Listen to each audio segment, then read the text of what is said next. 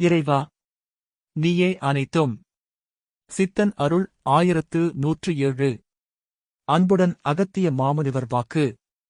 எனக்கு ஏன் தொல்லைகள் தோல்விகள் எல்லாம் வந்தடைகின்றன? ஏப்ரல் 3, 2022 அன்று குருநாதர் அகத்திய பெருமான் உரைத்த பொதுவாக்கு. வாக்குரைத்த ஸ்தலம் ஸ்ரீ லோபமுத்ரா தேவி சமேத அகத்தியர் கோயில், பாவாசாமி அக்ரஹாரம், ஒத்தே தெரு, திருவையாறு. வள்ளி தெய்வானையோடு அன்பாக அமர்ந்திட்ட ஐயன் பாதம் போற்றியே வாக்குகள் பரப்புகின்றேன். தன்னை பற்றி அறிந்தாலே அனைத்தும் சாதித்துக் கொள்ளலாம் அப்பனே.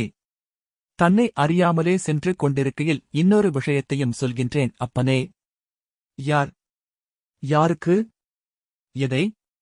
எப்பொழுது செய்ய வேண்டும் என்பதை கூட இறைவன் நன்றாக கணித்துக் கொண்டிருக்கின்றான். அதை மீறி செய்தால்தான் அப்பனே தோல்விகள். ஆனாலும் அப்பனே இவை என்று கூற மாற்றாமல் மாற்றுகின்றனர் மனிதர்கள்.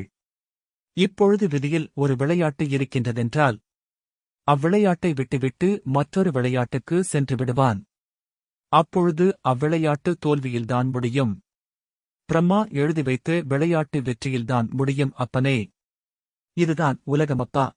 அதனால் தான் மனிதன் தன் கடமையைச் செய்யாமல் வேறு ஒரு கடமையை செய்து கொண்டிருந்தால் இதனால்தான் தொல்லைகள் தோல்விகள் எல்லாம் வந்தடைகின்றன. பின்பு அறியாமல் பின்பு கஷ்டத்திலே மூழ்கிவிடுகின்றான் அப்பனே. இவை எல்லாம் வீணே என்பேன் அப்பனே.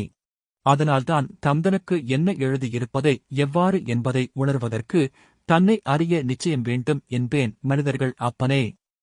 குறைகள் இல்லை.